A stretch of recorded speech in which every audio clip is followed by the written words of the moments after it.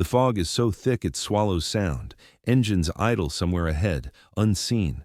Metal creaks, radios crackle. Inside an American Sherman tank, 5 men strain forward, eyes fixed on nothing but white mist. Then, a flash. The ground convulses as a shell slams into steel at point-blank range. The shock rattles teeth. The tank lurches. Someone shouts a warning that comes too late. Another blast tears through the fog. A Sherman erupts in flame, its silhouette briefly visible before vanishing again, like a ghost being erased.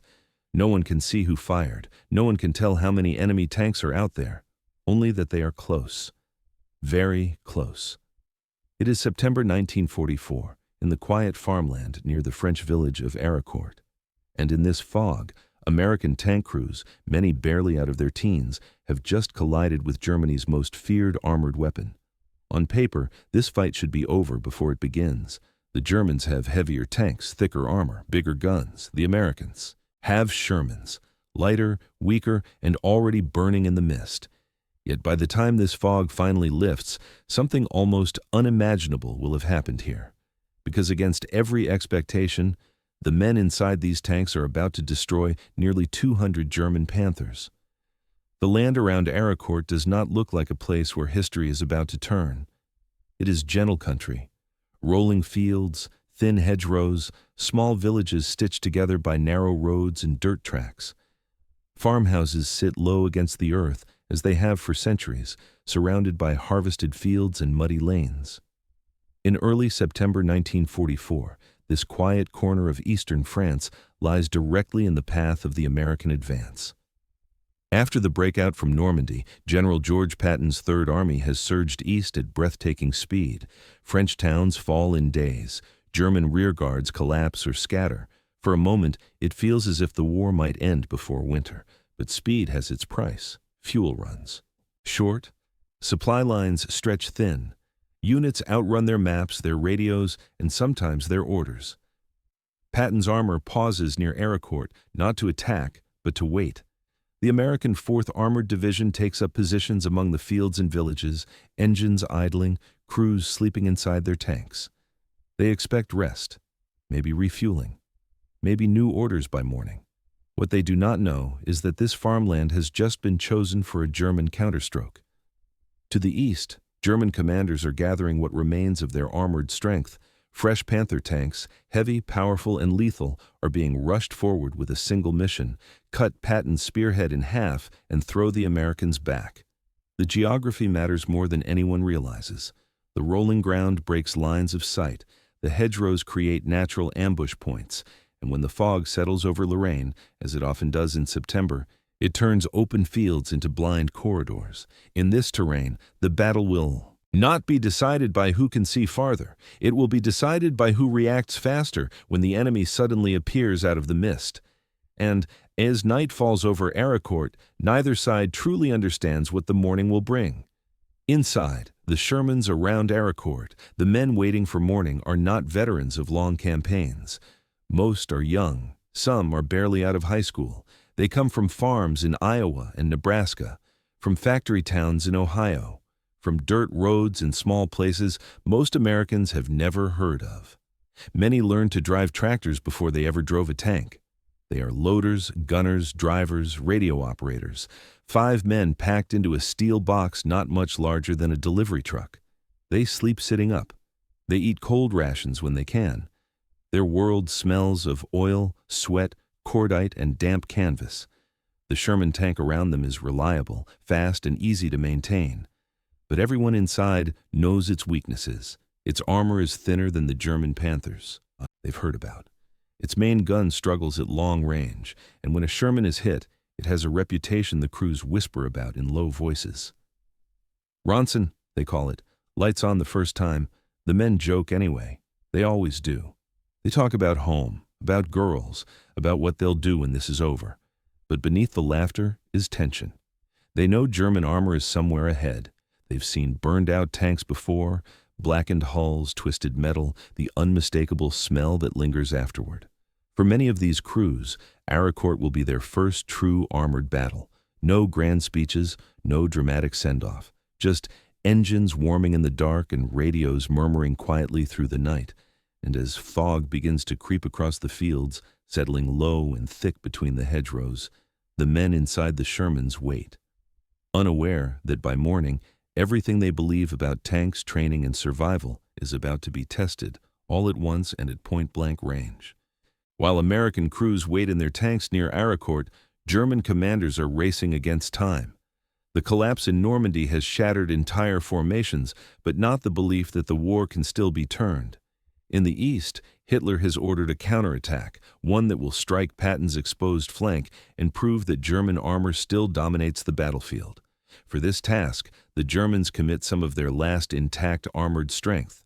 Panther tanks roll forward through the night. They are formidable machines, low silhouettes, sloped armor, long-barreled 75mm guns capable of killing a Sherman from well beyond a mile. On paper, they are superior in almost every way.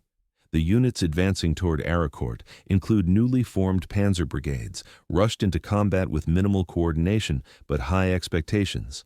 Their orders are simple: advance at dawn, smash through the American positions, and regain the initiative. German crews believe the Americans will fold once the Panthers appear. They expect open ground, long sight lines, and clean kills at distance. What they do not anticipate is the weather. As the Panthers move into position, fog settles thick and heavy across the Lorraine countryside. It blankets fields. It erases landmarks. It turns roads into pale ribbons, disappearing into nothing. By the early hours of September 19th, visibility shrinks to a few dozen yards. The German tanks are committed now. Engines rumble, columns advance, orders are given. Ahead of them, unseen and waiting, American Shermans sit silently among the hedgerows. Close enough to hear the enemy coming, close enough that when the first shots are fired, there will be no time to retreat. Dawn breaks without light. The sun rises somewhere above the fog, but it does nothing to thin it. The fields around Arracourt remain drowned in gray, visibility reduced to shapes and shadows no more than a few tank lengths away. Inside American Shermans, crews peer through periscopes. That show almost nothing. Drivers creep forward at walking speed. Every sound feels amplified, the clatter of tracks, the hum of engines, the hiss of radios. Then it happens. A dark shape materializes out of the mist. At first, no one is sure what they're seeing. Just a low silhouette, too big for a truck, too wide for a half-track. Someone shouts into the intercom, "Tank, front!" Before the words are finished, a gun flashes. At less than 100 yards, a German Panther fires. The blast is deafening. The shell slams into an American Sherman, punching through armor that was never meant to stop it. The Sherman jolts violently. Flames burst from hatches. The crew inside has seconds, if that. All across the fog-covered fields, the same scene unfolds. Panthers and Shermans blunder into one another at point-blank range. Shots are fired instinctively, almost blindly. Tanks appear, vanish, then reappear again, as if the battlefield itself is shifting. The German crews are as disoriented as the Americans. Their long-range guns, designed to kill from a distance, are useless here. There's no time to aim carefully, no time to maneuver. American gunners fire the moment a shape looks wrong. At close range, the Sherman's gun can still kill. A Panther takes a hit in the side. Another is struck in the rear as it pivots too slowly in the mud. Explosions flare and disappear into the fog, leaving burning wrecks as silent markers of where tanks once stood. Commanders struggle to understand what's happening. Orders overlap. Radios fill with frantic reports. Enemy tanks everywhere. Friendly tanks burning. No clear front line. In this chaos, the battle is no longer about armor thickness or gun caliber. It is about who sees first, who reacts first, who fires first. And as the fog continues to close in around both sides, one truth becomes clear. This will not be a clean, long-range armored duel. It will be a brutal, intimate fight, fought face to face, in fields where death appears without warning and disappears just as quickly back into the mist. The first hours of fighting near Arracourt are chaotic, violent, and unforgiving. American crews lose tanks. Friends vanish in sudden fireballs. The fog gives no warning, no mercy. And yet, almost immediately, something begins to change. The men inside the Shermans start to learn. They stop thinking like targets and start thinking like hunters. Instead of holding fixed positions, American tanks begin to move constantly, forward, back, then sideways through hedgerows and farm tracks. A Sherman fires, reverses, disappears. Moments later, another appears from a different angle. German Panthers, built for long-range duels, struggle to respond. Their turrets turn more slowly. Their commanders search for enemies they can't see until it's already too late. American crews begin working in pairs and threes. One Sherman draws attention, edging into view just long enough to provoke a shot. Another waits off to the side, engine idling, gun already trained on the Panther's flank. When the German tank fires, it reveals itself.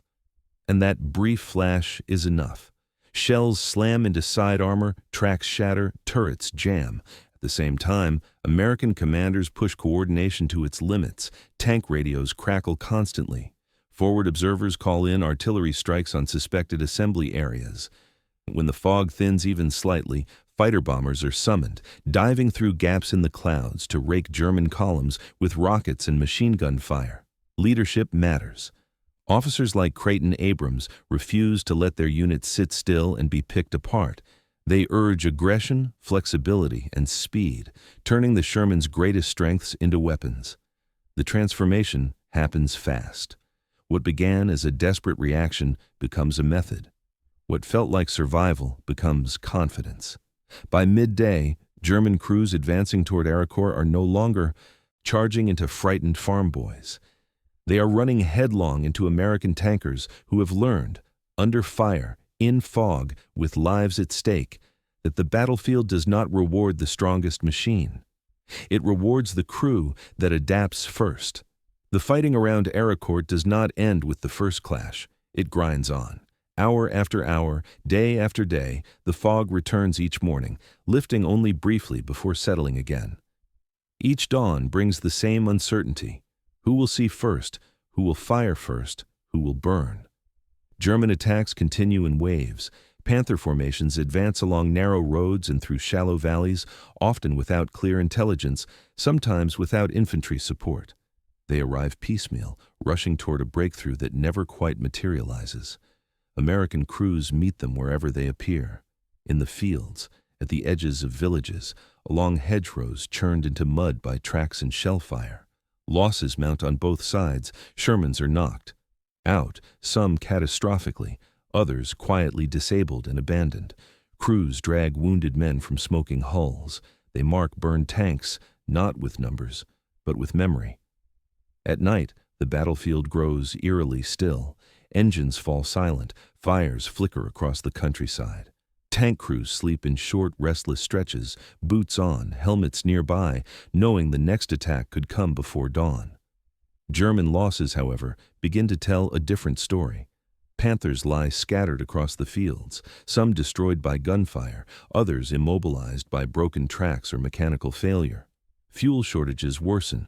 Recovery vehicles cannot reach many of the damaged tanks under constant American artillery fire. And each loss hurts more than the last. Germany can no longer replace trained crews easily. Every burned-out Panther represents not just a machine, but years of experience gone with it. American coordination improves with each engagement. Artillery strikes grow more precise. Tank infantry.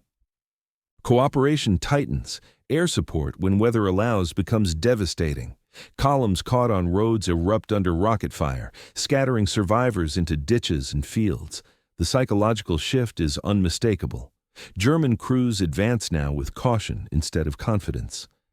American crews move with purpose instead of fear. The farm boys who once waited nervously in their tanks now scan the fog for opportunities. They recognize engine sounds. They anticipate likely routes of approach. They are no longer enduring the battle. They are shaping it. By the third day, the fields around Arracourt tell the story clearly. German armor is bleeding away, tank by tank, crew by crew, without achieving its objective. The American line bends, but it does not break. And somewhere behind the front, German commanders begin to realize something deeply troubling. This counterattack is not turning the war around, it is being consumed by it. By the fourth day of fighting, the battlefield around Arracourt no longer belongs to the attackers. The fog still comes and goes, but now it works against the Germans. American commanders have learned the terrain. They know the likely approach routes, the low ground where tanks must slow, the narrow roads where Panthers are forced into single file. When German armor advances, it no longer meets surprise, it meets preparation. Shermans wait hull down behind, rises in the fields, engines silent, guns already laid on likely avenues of approach. Forward observers are positioned with clear lines of communication, ready to summon artillery the moment German columns reveal themselves. When the fog thins, even briefly, the Americans strike immediately.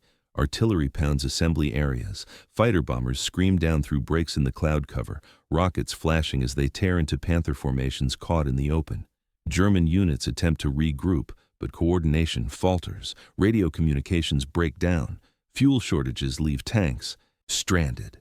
Crews abandon disabled Panthers they cannot recover under fire. What had been an offensive now becomes a series of desperate, isolated thrusts. American tankers sense it. They press harder, maneuvering aggressively, cutting off retreat routes, exploiting every hesitation. Shermans appear where German crews do not expect them, on flanks, behind hedgerows, emerging suddenly from villages thought to be clear. The psychological balance shifts completely. German crews, once confident in their machines, now advance cautiously, scanning every rise and tree line for danger. American crews move with purpose, trusting their training and each other. By the time the last major German push is ordered near Arracourt, the outcome is already written. The Americans are no longer reacting to the battle, they are dictating it. And when the final attack comes, it will run headlong into a battlefield, shaped, mapped, and mastered by the men inside the Shermans. The last German assault, near Arracourt, begins with determination, but without illusion. Panther units move forward once more, engines straining, crews tense and alert. They know now what waits for them in the fog, but orders are orders. The advance is cautious, slower, fragmented. As the first Panthers crest a low rise, American observers are already on the radio. Coordinates are passed, batteries respond, artillery crashes down ahead of the German column, churning fields into smoking craters and forcing tanks to bunch together on narrow roads. That hesitation is fatal. From concealed positions along the flanks, Shermans open fire, not in panic, but in sequence. One Panther is hit in the tracks, slewing sideways and blocking the road. Another takes a round to the rear as it attempts to turn. A third erupts in flame when its ammunition cooks off, the blast briefly lighting the fog from within. German crews try to respond, but every movement draws fire. Turrets swing, searching for targets that appear and vanish.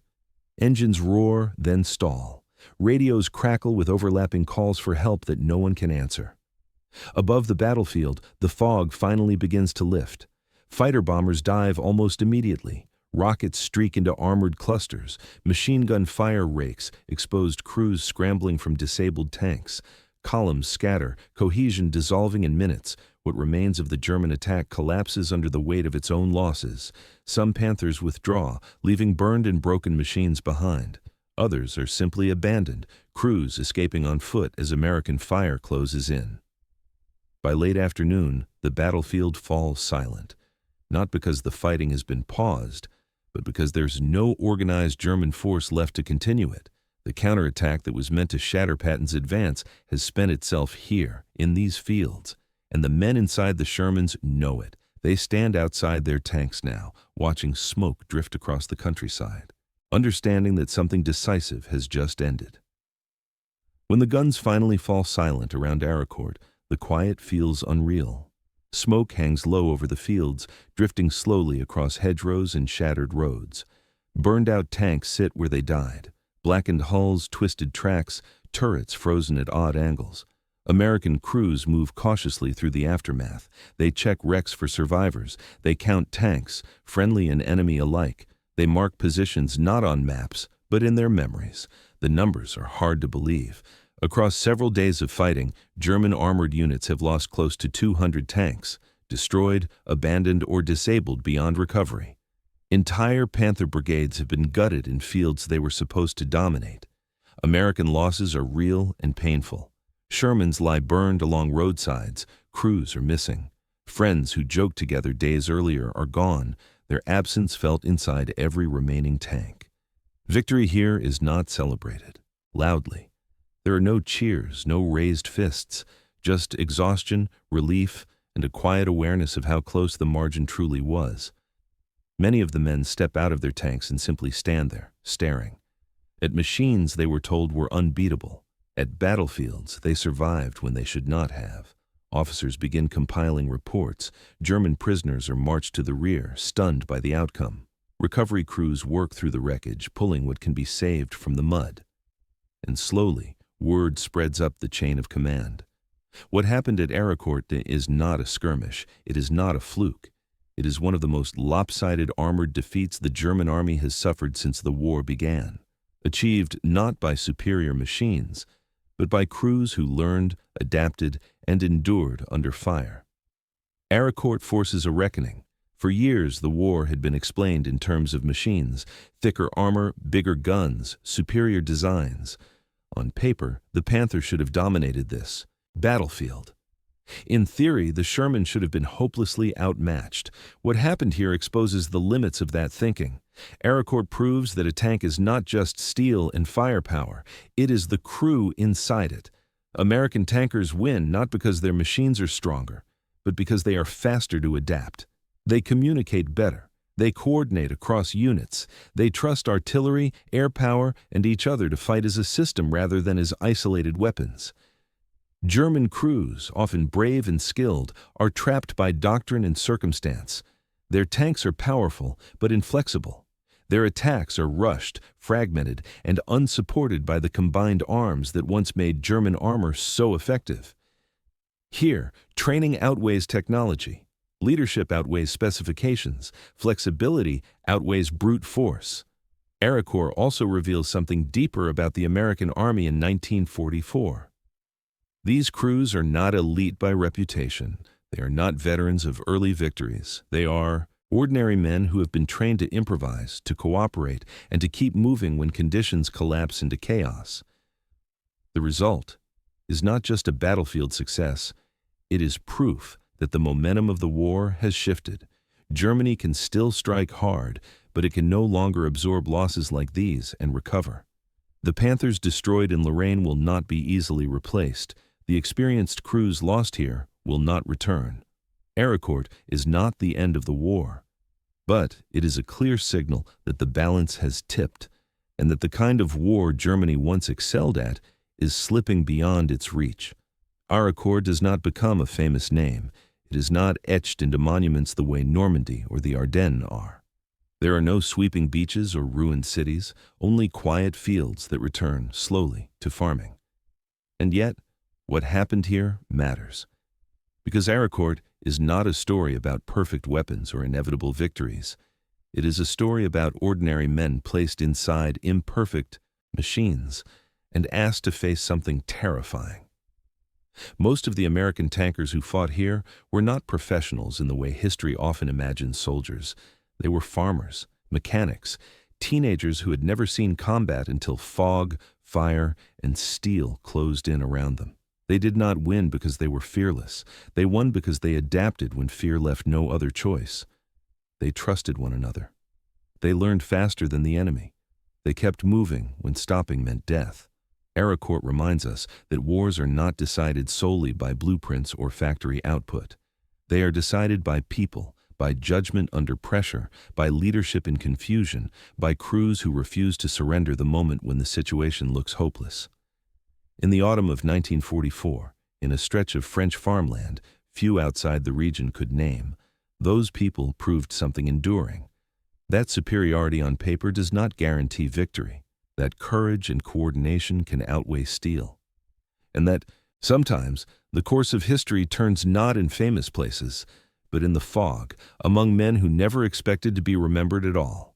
If you found this story worth remembering, share what surprised you most.